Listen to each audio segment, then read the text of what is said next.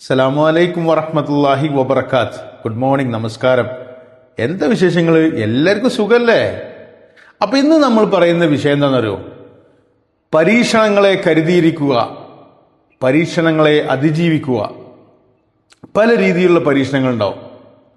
സമ്പത്ത് ഒരുപാട് ലഭിച്ചുള്ള പരീക്ഷണങ്ങൾ ഉണ്ടാവും, ഒന്നുമില്ലാതെയാക്കിയുള്ള പരീക്ഷണങ്ങൾ ഉണ്ടാവും, അല്ലെങ്കിൽ രോഗം കൊണ്ടുള്ള പരീക്ഷണങ്ങൾ ഉണ്ടാവും, അല്ലെങ്കിൽ മറ്റുള്ള രീതിയിലുള്ള പരീക്ഷണങ്ങൾ ഉണ്ടാവും. ഇതിനൊക്കെ നമ്മൾ അതിജീവിക്കുക. ഒരുപാട് മുതൽ കൊടുത്തിട്ട് അത് എങ്ങനെ വിനിയോഗിക്കുന്നു എന്നാണ് സർവശക്തൻ നോക്കുന്നത്. അത് എല്ലാ മതത്തിലും അങ്ങനെ തന്നെ കേട്ടോ. സർവശക്തൻ നോക്കുന്നത് എന്താണ് വിനിയോഗിക്കുന്നത്, എങ്ങനെയാണ്, ആർക്ക് വേണ്ടി, എന്തിനു വിനിയോഗിക്കുന്നു എന്നുള്ളത് നോക്കി അതിനനുസരിച്ചാണ് പിന്നെ സർവശക്തന്റെ തീരുമാനങ്ങൾ. അല്ലെങ്കിൽ ഒരാളുകൾക്ക് സമ്പത്തൊന്നും കൊടുക്കാതെ അവരങ്ങനെ പരീക്ഷിക്കും. എന്നിട്ട് അവർക്ക് എത്ര ക്ഷമയുണ്ട്, എത്ര സഹനശക്തിയുണ്ട്, എത്ര ഇച്ഛാശക്തിയുണ്ട് എന്നുള്ള ഇതിനെ വെച്ചിരിക്കും അവരുടെ മറ്റുള്ള കാര്യങ്ങൾ. അല്ലെങ്കിൽ ഒരു രോഗം കൊണ്ട് പരീക്ഷിക്കും, അപകടങ്ങൾ കൊണ്ട് പരീക്ഷിക്കും. അങ്ങനെ ഒരുപാട് പരീക്ഷണങ്ങളുണ്ട്. ഇതിനൊക്കെ നമ്മൾ അതിജീവിക്കണം. പരീക്ഷണങ്ങളെ നമ്മൾ എപ്പോഴും കാത്തിരിക്കണം. അതിനൊക്കെ നമുക്ക് പരീക്ഷണങ്ങൾ വിജയിക്കാൻ സാധിക്കട്ടെ എന്ന് ആത്മാർത്ഥമായി എപ്പോഴും പ്രാർത്ഥിക്കണം. കുറേ സമ്പത്ത് തന്നിട്ട് അപ്പം അത് എങ്ങനെ വിനിയോഗിക്കുന്നു, എങ്ങനെ കൊടുക്കുന്നു, നമ്മൾ ആർക്കൊക്കെ കൊടുക്കുന്നു, എന്തിനു വിനിയോഗിക്കുന്നു. നമ്മൾ കുറേ സമ്പത്ത് കിട്ടി അത് അടിച്ച് പൊളിച്ച് ആർക്കും മുമ്പ് വേറില്ലാതെ മറ്റുള്ളവന് കൊടുക്കില്ല, അവനവൻ്റെ ആഗ്രഹങ്ങൾ മാത്രം നിറവേറ്റി പോകുക. അതൊക്കെ സർവശക്തൻ മുകളിലിരുന്ന് നോക്കിക്കാണുന്നുണ്ട് എന്നുള്ള ചിന്ത നമുക്ക് എപ്പോഴും നമുക്ക് വേണം. ഇതിനൊക്കെ സർവശക്തനായ ലോകനിബന്ധന്താവ് എല്ലാം കാണുന്നുണ്ട്. ഒന്നും കൊടുക്കാതെ പരീക്ഷിക്കും.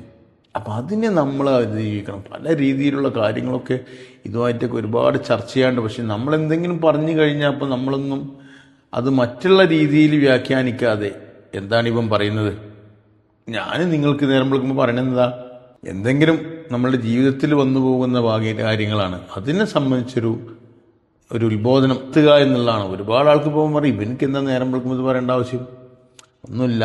ഒക്കെ എല്ലാവരും അറിഞ്ഞിരിക്കേണ്ട കാര്യങ്ങൾ മാത്രമേ പറയുള്ളൂ. പറയാൻ ഒരുപാട് വിഷയങ്ങളുണ്ട്, ഒരുപാട് പരാമർശങ്ങൾ, ഒരുപാട് സബ്ജക്റ്റിലുണ്ട്. പക്ഷെ അതിനൊക്കെ നമ്മൾ മാറ്റി വെക്കുകയാണ്. കാരണം എന്താ പറയുക, ആർക്കും വിഷമം പോകണ്ട. അപ്പോൾ ഈ പരീക്ഷണങ്ങളൊക്കെ വിജയിക്കാൻ വേണ്ടി നമ്മൾ എപ്പോഴും പ്രാർത്ഥിക്കണം കേട്ടോ. നമ്മളുടെ പ്രാർത്ഥനകളും നമ്മളുടെ എല്ലാ കാര്യങ്ങൾക്കും വേണ്ടി നമ്മൾ ഓരോ വക്തും നമ്മൾ 5 വക്ത് നിസ്കരിക്കുന്നു, അല്ലെങ്കിൽ പ്രാർത്ഥിക്കുന്നു. മറ്റുള്ള മതസ്ഥ എവിടെയോ നമ്മൾ പോയിരുന്ന, പള്ളിയിലാണോ, അമ്പലത്തിലാണോ, ചർച്ചിലാണോ, എവിടെ പോലും നമ്മുടെ പ്രാർത്ഥനകളിലൊക്കെ അവനവൻ്റെ പരീക്ഷണങ്ങളെ വിജയിപ്പിക്കണേ എന്ന് പ്രാർത്ഥിക്കണം. ഈ പരീക്ഷണങ്ങൾ പല നിലക്ക് വരും, അതിനൊക്കെ അതിജീവിക്കാൻ ശ്രമിക്കണം. അതിൽ നമുക്ക് പറയുകയാണെങ്കിൽ പിന്നെ ഇപ്പോൾ നമ്മളൊരു അപകടം സംഭവിച്ചു, അത് നമ്മളുടെ ഇതല്ല, അതൊരു പരീക്ഷയാണ്, റബ്ബിൻ്റെ ഒരു പരീക്ഷയാണെന്ന് കണക്കാക്കണം. അതിൽ നിന്ന് നമ്മൾ ഒരുപാട് പാഠങ്ങൾ ഉൾക്കൊള്ളണം, അതിൽ നിന്ന് മനസ്സിലാക്കണം. കുറേ പൈസ കിട്ടി, അതൊക്കെ റബ്ബിൻ്റെ പരീക്ഷണങ്ങളാണ്. അപ്പം അതൊക്കെ നമ്മൾ ക്രമീകരിച്ച് നമ്മളുടെ ജീവിതം മുന്നോട്ട് കൊണ്ടുപോകണം. നമ്മൾ ഒരുപാട് പ്രാർത്ഥിക്കുന്നു, ഒരുപക്ഷെ നമുക്ക് നല്ലോണം കിട്ടും, ഒരുപക്ഷെ നമുക്കൊന്നും കിട്ടൂല.